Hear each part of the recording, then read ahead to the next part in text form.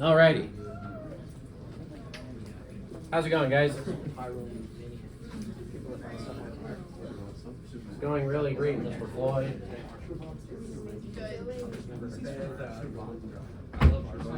Okay.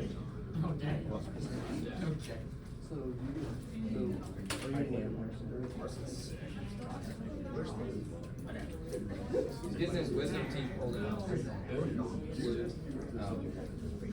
Please tell me. Right. We're gonna do some slides today. Most of us are ready.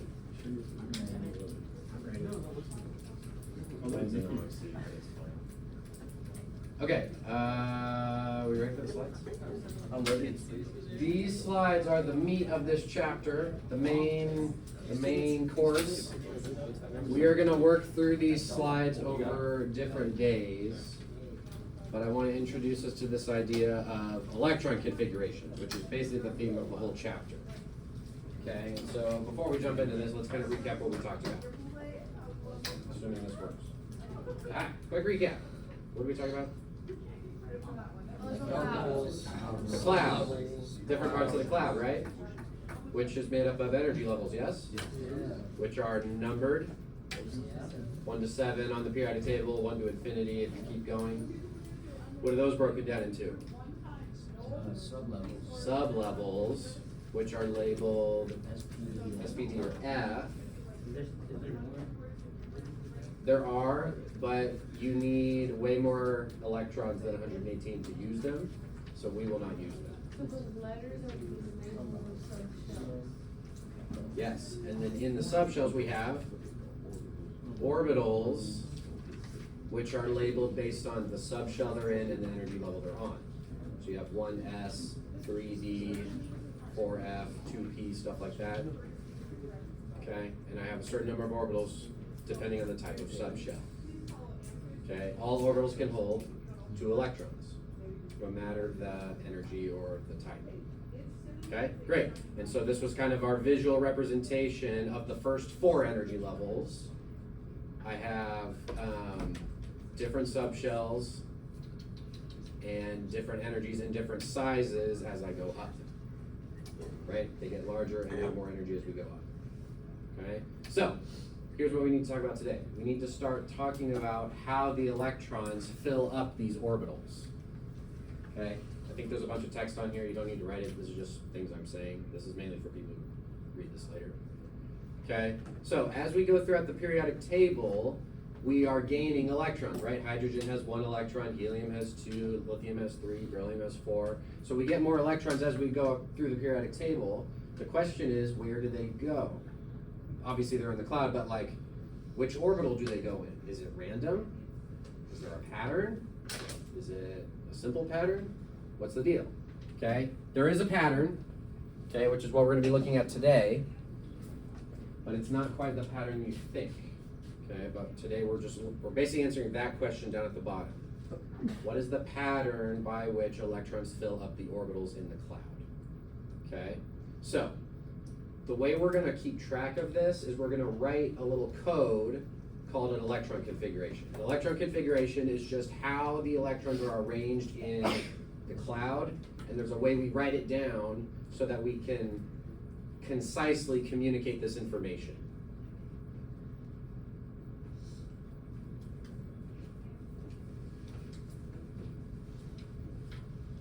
It's kind of like an address of where are all the electrons.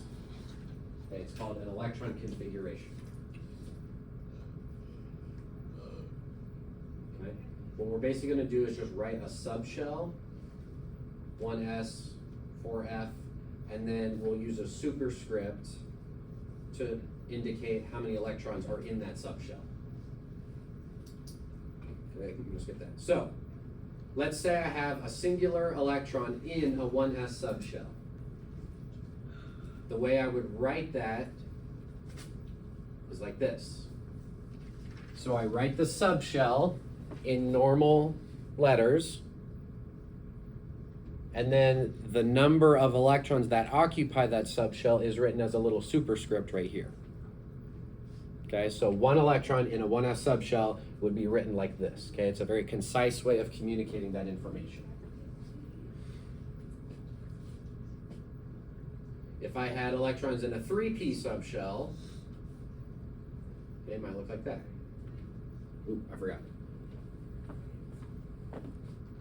Right, is this, and this would be maximum occupancy, right?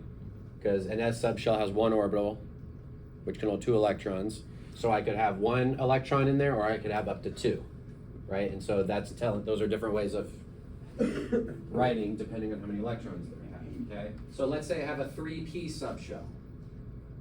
What is that 3p1 telling me? There's one electron in that subshell. How many electrons could there be total? We could go up to 6. 3 orbitals times 2 is 6. There could be 2, there could be 3, there could be 4, there could be 5, or there could be 6. So depending on the situation, these are all different electron configuration. Okay, this is not one thing, they're separate. Why is 1 and 2 on the P subshell and not just the S subshell? The what? Like those two, why couldn't they just be S's? Well, they could be, but this is a different subshell. If they were in an S subshell, we would write that. If they're in a different location, we write this. It just depends on where they are. Matthew? So,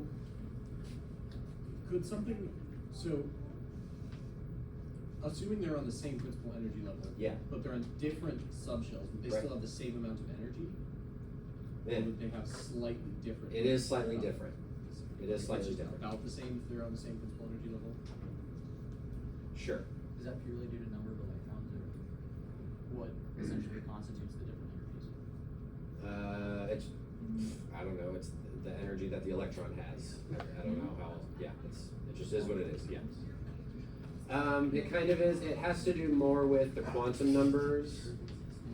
And so they share a particular quantum number. You're gonna see a diagram here where being on the same energy level doesn't really mean that you have similar energy.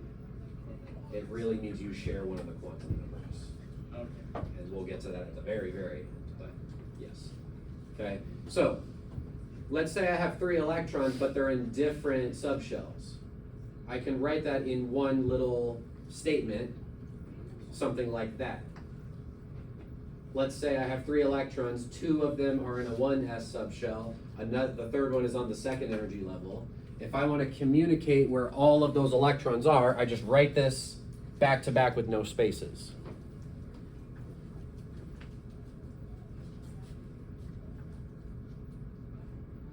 Let's say I have a different situation where I have 8 electrons and they're in different subshells. If I want to communicate where all 8 of those electrons are, I just put all the subshells with their superscripts back to back with no spaces. And this little string of letters here and numbers is communicating where the electrons are. Okay, and by where I mean what subshells are they in, right? I have 2 electrons in a 1s subshell, I have 2 electrons in a 2s, and I have 4 electrons in a 2p subshell. We're just locating them. Okay, so this is how we're going to write it down. At some point we need to talk about what order they're supposed to go.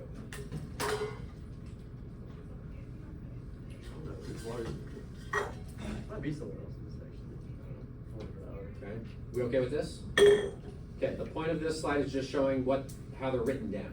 Okay, what all the letters and numbers mean. Okay, so now we need to talk about, I think, how to fill them up. Okay, we need to learn the pattern. Okay, so there are 3 rules that describe how electrons are arranged in the cloud. We are only going to learn rule number 1 today. Okay, we'll get to the other 2 later, but there's a ton of stuff to unpack with it. We're just going to learn rule number 1, okay, but there are 3. Okay, so rule number 1, the Aufbau principle. Electrons fill up the orders in order of low energy to high energy. So this is the first principle that determines where the electrons go. If I have 5 electrons to put in a cloud, I want to know where they go. Well, they arrange themselves or they configure themselves according to this principle. Okay, there is also something called Hund's rule and the Pauli-Exclusion principle. We're going to come back to these later this week or next week. Okay, but there's going to be 3 rules that determine how electrons are arranged in the cloud.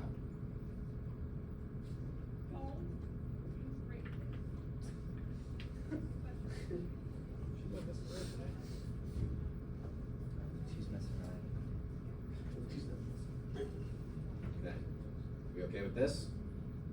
Yeah. Almost okay? What's Hund's rule? Hund's rule. Orbitals of a single subshell must be singly filled before being doubly filled.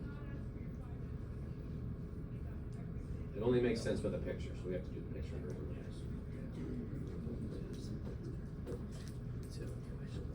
Right.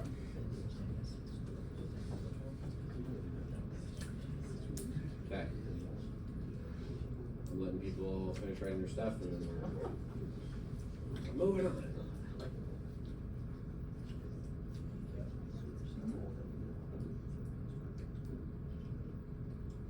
Okay. Now, if you think to yourself, okay, I have to fill them up in order of low energy to high energy, it makes sense that I would fill up the subshells in that order, right? According to the energy levels, right? I would fill up the first energy level, and then maybe I would fill up the second energy level, and then the third, and then the fourth, and I go in order, right? That makes perfect sense, yes? Yeah. Wrong. That's not what happens in real life atoms. When you do an experiment and figure out where the electrons are, they do not fill up the subshells in that order. It's very sad. Okay? Let me show you a diagram that illustrates where the energies actually are.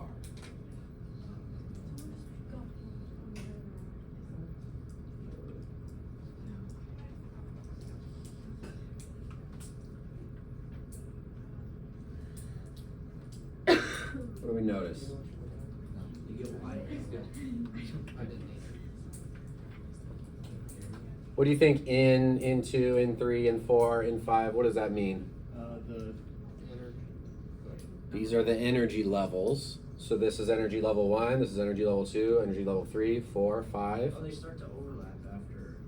Okay, but if I split, let's take energy level 4, how many subshells are on energy level 4? 4 subshells, right? There's a 4s, a 4p, a 4d, and a 4f. What do we know about those? What do we see about those subshells? They're actually most split up. So the range of energies on an energy level is broader than just, there's not a single energy for all the electrons. There's a range of energies. And then to make it more complicated, the energy levels overlap.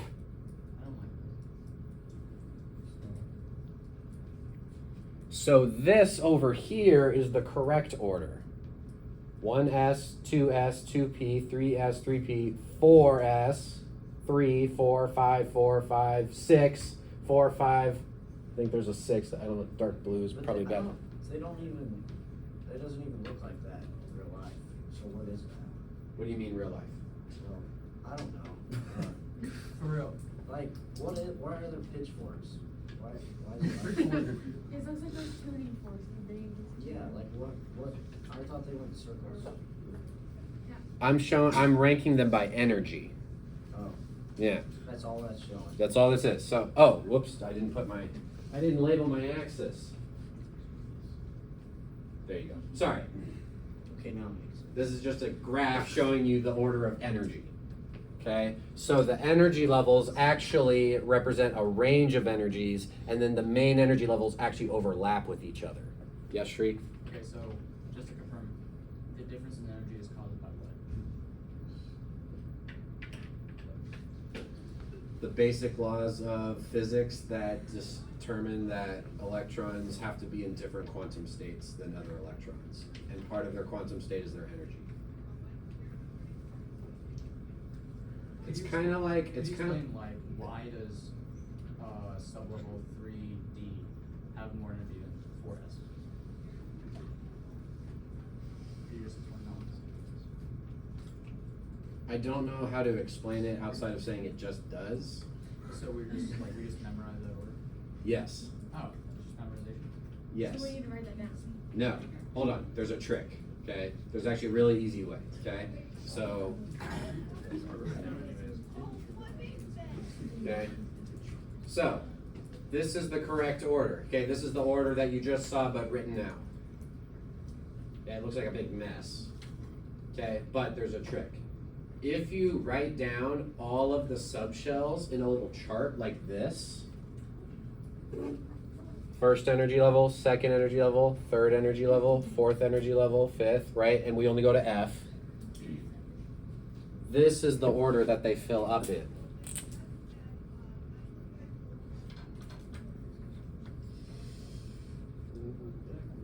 Oh, okay. If you follow those arrows, 1s,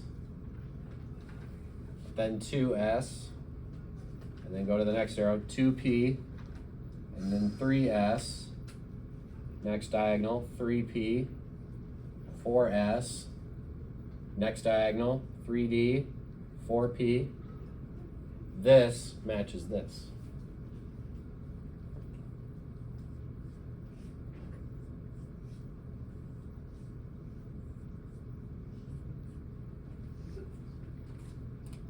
Suddenly it's less spooky. That's like, what's that? I mean, there's lots of pyramids in that. I've seen patterns like that before. In that. You thinking of like Pascal's triangle or something? Yeah, well, kind of. I know Pascal's triangle is the same. It looks kind of like that, but not the same. Yeah. Like nothing has that kind of correlation. Like, so we're not supposed to know that the rhyme and reason. You know, that reminds me of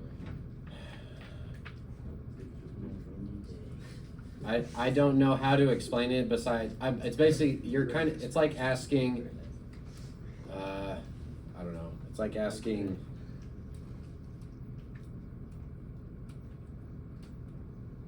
it's like, why is red the first color on the rainbow and why is violet the last color? It's like, why are the colors in that order? Why is it Roy G. Biv? It just, I don't know, it's the way nature works. It's the way the wavelengths work. It's the way our eyes work to detect it. Why are these in this order? Well, it's just, I don't know, it's the way atoms are. There's probably, I feel like there's probably a better way to, more satisfying way to explain So we it, can but explain why one sublevel has a higher energy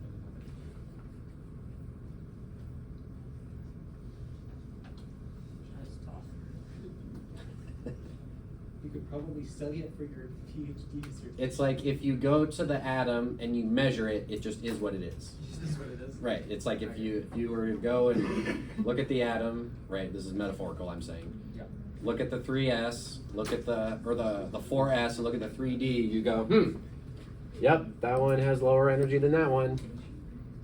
And it just is what it is. It's not a very satisfying answer, but yeah, I don't know how else to say it. Okay? If I were to fill up the cloud up to 118 electrons, right? If I fill up, right, I go through the whole periodic table, I make an atom that has 118 electrons. Anyone know where it would end? 118. Yeah. So I can fit 2 in here, I can fit 2 in here, 6 in here, 2 in here. 118 ends right here at 7p. So the periodic table ends there. So now you can kind of see, remember how I said earlier that there is a 5G subshell, right? And there's a 6G, right? There's these other subshells, but because we fill them in a different order than numerical order, we don't get to any G subshells. So we really only need to know about F subshells. And really, we only need to know about these 2 F subshells. Okay, the other ones exist, we just don't fill them up with 118 electrons. Are we gonna be able to practice this? Oh yeah, so much. Are we gonna practice it today? Oh yeah. Yeah. If you ask us a question like, where would a atom with X amount of electrons end? Is there a way to calculate that, or do you just have to like count it and subtract it? Essentially just counting it up. There's a fast way to count it up, but yes. Okay, we okay with this concept? We all kind of see the order that we're supposed to fill them up. Got it? Okay, so I'm not going to give you this order. Okay? You can just make the chart and figure it out. There's also another way to figure it out, which I prefer to use instead of this chart. Okay? Let's take a look at periodic table. Prepare to have your mind blown. Question. It's already been done. How many electrons can I fit right here? 2. How many elements are in the first row? 2. Interesting. How many electrons can go here? 2, okay. So this is like electron 3 and 4. How many elements are right here? Interesting. What comes after 2s? 2p comes next. How many electrons can I fit here? 6. Interesting. How many elements are in that little section there? Oh my god. Interesting. So this is like 1s, this is like 2s, 2p. What comes after 2p? Which has how many electrons?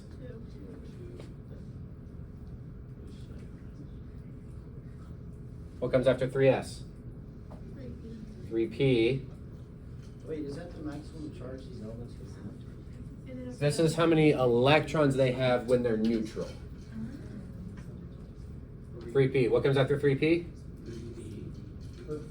4s comes next, which holds 2 electrons, right? 2 elements right here. After 4s we have 3d, which can hold how many? 10 electrons can fit in a d subshell, right? 1, 2, 3, 4, 5, 6, 7, 8, 9, 10. Interesting. What comes after 3d? 4p, which can hold? Which has how many how many elements here? The periodic table is arranged to show you the order that the electrons fill the cloud. The shape of the periodic table is the way it is because it's communicating the order of the subshells that are in the electron cloud. Okay, so we can redraw or kind of label our periodic table like this. And if you just follow the sections of the periodic table in order and keep track of your numbers, these subshells are in the same order as this chart. That is, Isn't that pretty neat? significance to 2p being corresponding to the first one. Say what? Is there any significance to like 2p being for elements 5, 6, 7, 8, 9, and 10? Only in the sense that you have to fill up 2 S subshells first, and so it starts on the 5th. You have to fill up 4 spots before you get to this subshell. So that's all. And just keep in mind, the first P subshell is on the 2nd energy level, right? What's the first D subshell? 3, right? So remember I said earlier, when I get to the 4th row, yes, I'm now filling the 4th energy level, but then I fill some of the 3rd, and then I go back to filling the 4th, right? So this is why I was saying the 4th row is not just the 4th energy level. It just means I've entered a new energy level, but I fill the energy levels out of order. I fill the subshells in this order, okay? So the sub-level that corresponds to each element, would that be where the last electron Right, ends? right. So let's so if I pick sulfur, which is right there, I think. Okay, what this means is sulfur should have 16 electrons, right? If it's neutral. So that means this is filled, this is filled, this is filled, this is filled, right? Everything before it is filled. And then for sulfur, I have 1, 2, 3, 4 electrons in the 3p subshell at the end. Okay, so if you just pick a random element, Is that gonna help? everything before it will be filled, and then it has that many electrons in that outer subshell. Okay, where does 4f come? Where does that, what order, like where does it go after? It would be between 4S and 5D, right? Nope, 6S and 5D. right. Yeah, sorry, 6S. 4f goes right here, 6s, and then 4f, right? And you can tell from up here, so 5f goes right here, right? And you can see them 6s, then 4f, and then after 7s, we have 5f. So whenever, if you're ever filling these out, make sure you don't skip those. Some people do that. So you just write 4f there? Well, you have to fill up 14 electrons here before you can get to the 5d. Okay. Yeah. Okay. Pretty neat. Kind of cool. Now you understand why the periodic table is the weird shape it is. It's because of the subshells. The way it is, cuz. All right, should we practice? I think so. Let's practice, okay? So sometimes these sections of the periodic table are called S block, P block, D block, and F block, okay? Great, so let's practice. Let's write the electron configurations for some elements, okay? We're gonna assume that all of these elements are neutral. So let's say I have a neutral hydrogen atom. How many electrons does it have? One. Where does it go? It goes in the 1s subshell. S is at 2. It can hold up to 2, but for hydrogen we only have 1. So the way I would write that is 1s1. That is the electron configuration for hydrogen. I'm writing down where the electrons are. How many electrons are in a neutral atom of helium? 2 electrons for helium. Where do they go? S. Which S? 2S. First 2. So we're starting from nothing. Oh, we were going 1S. It goes in the 1s. Right? Can they both fit there together? Yes. Yes, we can fit 2 in an S subshell, so they both go there. They always go in the lowest energy possible. That's crazy. How many electrons for lithium? 3. Try to figure out where they go. Yes. Explain the subscript again, sorry. The superscript is how many electrons are in that subshell. So 1s2 means I have 2 electrons Okay. in this subshell. Yeah. And we just have to remember how many orbitals there are. S has 1 orbital, so that's why I can fit 2. If I have 3 electrons, can I fit them in the 1s? No, I fill it up and then I have to put the 3rd electron in the next one, which is 2s. We filled up the first hotel room and now the 3rd guy's got to go in the next room. Right? What about beryllium? 1s, 2s. I can fit another electron in the 2s, right? I can do 2s2, right? There's still room.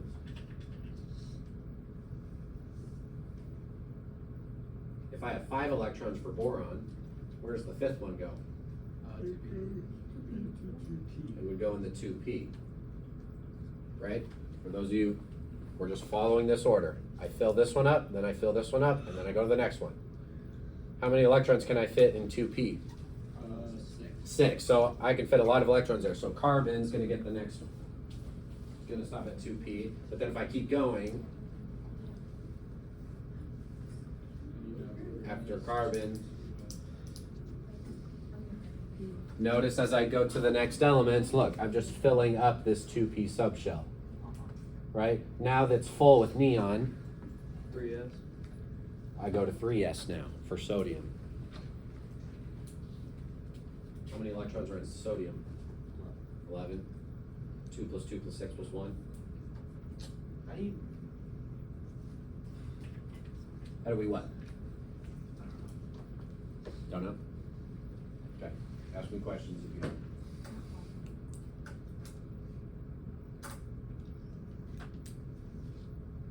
It's a little confusing maybe, but it's not terrible. Like, it's at least logical. It's not just like random. Just gotta follow the chart, okay? Can I give you a random one and you try it? Let's try titanium. Find titanium. Tell me where all the electrons are. AKA, write out the entire electron configuration. Where's titanium? 22, it's number 22. So we're gonna assume it has 22 electrons. I need to assign all the electrons to their room, AKA the orbitals.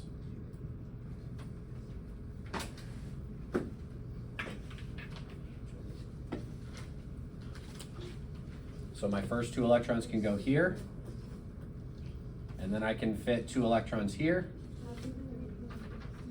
and then I can fit 6 electrons here, right? I'm gonna keep placing electrons until I've got 22 on the board. I can put 2 here, I can put 6 here, put 2 here, Wait a minute, why didn't you go to the 3D first? because I'm following the lines, Arrows. the arrows. So once I've at 4s, now I can go to 3D, and I only need 2 there. I think that's 22 electrons. If I add that all up, I'm pretty sure that's 22. So you follow that pattern to add to get to the atomic Mm-hmm. number? Yep, if it's a neutral atom, yeah. Okay. Yep. Because we're assuming the protons and the electrons are the same. Was that 22? It was, yeah. Yeah, so when you write this on a paper, you don't write the chart, you put it all in a row, right? So the answer should look like that. Oh, is there a shorter way to write it? There- It's gonna get really gnarly pretty fast. There isn't a way to abbreviate them. There isn't? There isn't a way to abbreviate these. That's for a later date. This is called standard notation. There's something called noble gas notation. We'll get to that later. Can you go back to the periodic table slide? The one That way's a lot easier. The periodic table? Yeah, like finding it and then seeing what Right. section it's in. Yep, yep. See, I don't even use the chart. You can use the chart, but I just look at the periodic table and it's like, there's an S and then an SP, SP, S. Worksheet? I'm not perfect. I don't understand. Oh, God. Really. I understand. Time is it? You guys want I understand the word, but like I don't understand everything that's up. Like, it's like stuff inside of stuff inside of stuff.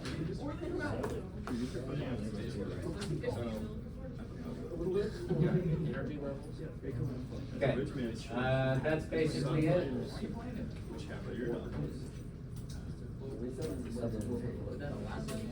What? Are we okay with this slide? Wait, one second.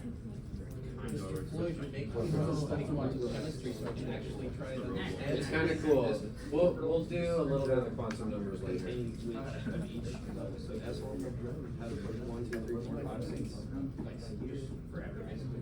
Just titanium. Doesn't have one. It has everything after. D doesn't have one or two, but it has everything after. F doesn't have 1, 2, or 3, but it has everything after. And then Hey, how many chem students are there? these two are basically kind of the same thing. It's just listed differently. But no, it will.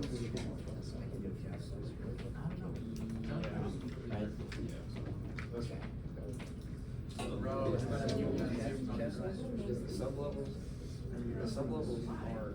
Okay, we okay with this? Yeah. Okay, here's a little side note, you can just read this. I'm gonna go get the worksheets off the printer.